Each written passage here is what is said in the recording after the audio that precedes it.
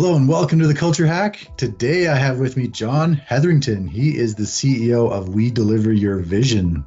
Welcome, John. Thanks so much for coming on the show. Yeah, good to be here and thanks for having me, Adam. Fantastic. We were just talking about all the exciting things we have going on, but I want to hear We Deliver Your Vision. What are you guys about? Yeah, perfect. So it all started when I moved from the UK to Canada back in 2005, and that was one of my visions, is to move country and set up my new life. And that's what I now do for my clients. It's something I have a passion around, is about delivering on other people's visions. And I love technology. I'm a bit of a nerd, a geek by background. So my passion is around helping companies, particularly small, medium companies, scale and grow using technology. And typically in the financial services, energy industry, and mostly in the finance accounting space. But it's all around automation and saving time. Gotcha. I love it. I love that you took your personal story and you turned it into a way to serve others. That's fantastic. So we talk a lot about culture and engagement, you know, in terms of scaling a business. That can always be a tricky subject. But first, what does engagement mean to you when we say that?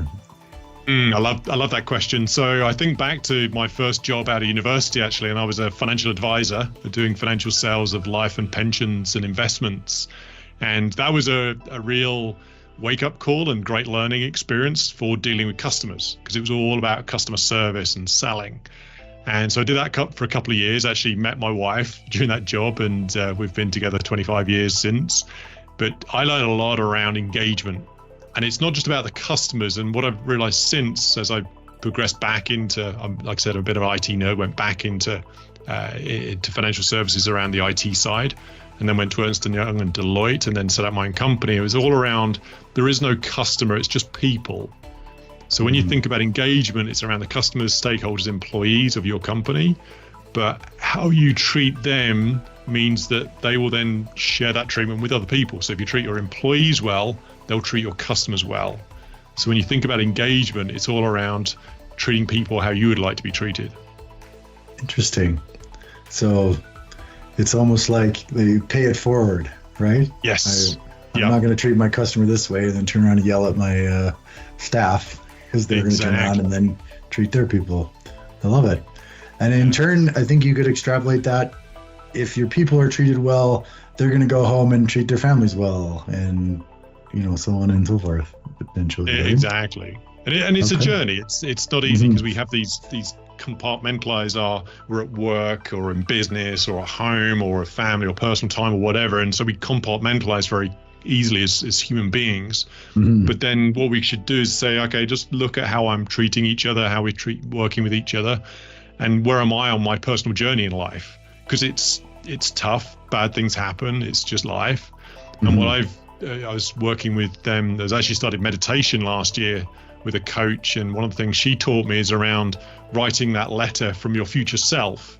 So think about your future self in 5-10 years time, doesn't really matter, it's in the future. Write that letter to yourself from the future, and really think about what you're doing, who you're working with, what restaurants you go to, where do you visit, where do you live, what do you wear, what your days look like. And that helps you through the day-to-day to, again, create that engagement. I love that. I'm going to do that. I think you've inspired me, John. Yeah.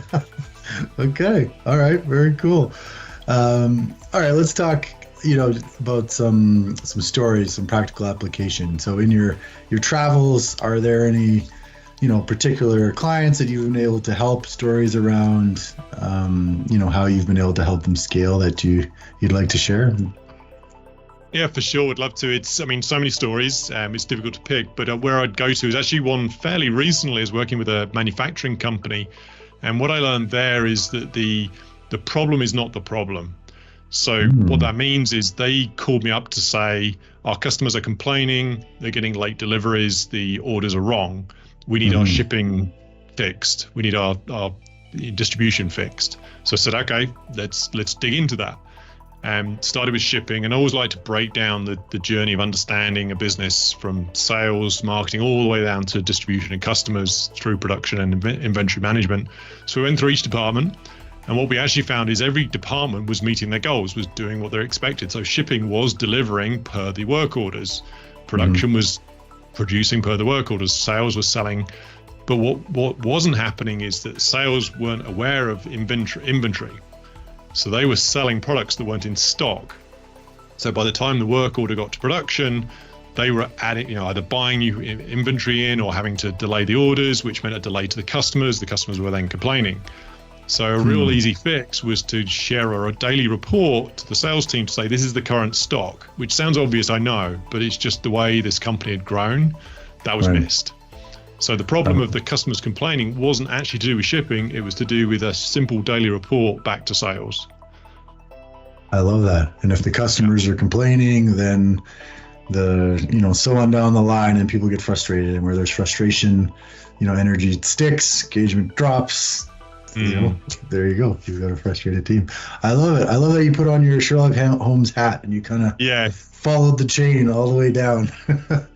Exactly. And it's tough sometimes because your clients have a problem. They have they're business owners, they're successful people. They have clarity to say, this is the problem, go fix it. And so you have to address that first to give them what they want. But then you might find that it's not the true root cause of the problem, and hence the problem is not the problem, which I use daily now especially around innovation and working with clients around how we solve problems and make things better with streamlining. And I think, in my travels, what I've found is there's rarely a smoking gun. Like in this case, you found a root cause that you're able to address, but it's usually like 20 stupid little things that have added up to a big mess, right? Yes. And that's why no one can figure it out. Exactly. Right. And this fixing the shipping and the customer complaints was the first one.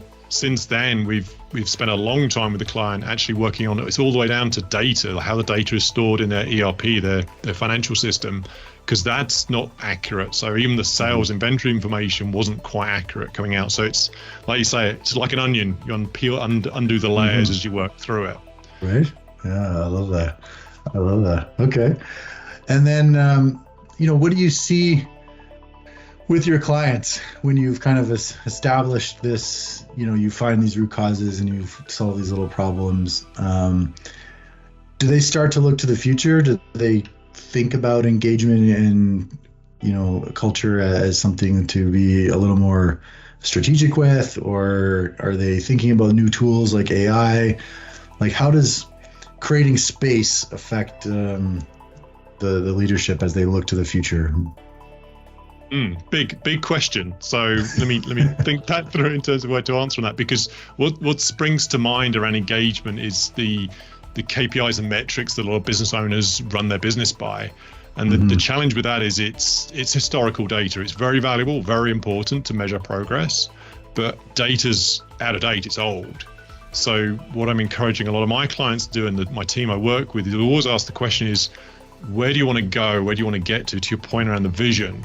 What does a good day in business look like to you? And typically it's not about profit or revenue or number of sales. It's about creating value in the company. So maybe one day they can sell it, or maybe they can hand it down to their children, or maybe they can promote someone up through the ranks. It's not generally about numbers. So what I mean, that translates into helping them realize their vision and goals in asking good questions. So in terms of driving engagement, it's just being curious. Give people what they need, because you need to deliver results quickly, but just go that extra step further in terms of, okay, why do you need these numbers? More importantly, when you get the numbers, what are you going to do with them? How's your team and you going to react to that? And then working that through, and that ultimately creates more engagement, trust, builds more of a partnership, which is good for everyone. I love that. I want to kind of unpack that a little bit. You got me thinking now. So the vision for the business, even the business owner, it's really an emotion. And same way with me as an employee or contractor, whatever, where I want to go with my life, it's how I want to feel. And then I try and build some definitions and structures and metrics and stuff in that. But really it's an analytical way to describe something as hard to nail down as an emotion or a mix of emotions. Right? Yes, very much so. And we need to measure our vision. We need to measure our goals, and typically financial measures are the great way to do that. We're surrounded by society that measures financial gain as success, and there's pros and cons for that. But yeah, to your point, it's the what's that emotional goal that you want to achieve, have them describe that. And then, yes, we'll give you the numbers to make sure your business is successful. We have cash flow, for example. We need to have numbers on that. But then, okay, so you want to create equity and value in your company. So what does that mean? Okay, I want to be able to serve my customers deliver the customers' orders quicker. It might be as simple as that. Or it might just be, we want to build a brand that has more giving back, more charity work, or more volunteer time with our teams, back to the engagement. So it's really understanding that holistic picture of what the business owners want. And maybe it's just numbers, fine, do that. But ask the questions. I love it, because the problem is not really the problem, right? Exactly. Yes. Okay, I love it. Well, thanks so much, John. I really appreciate your time and your insights. Really, that's been really great. Yeah, it's been a pleasure. Yeah, thanks for asking the questions, Adam.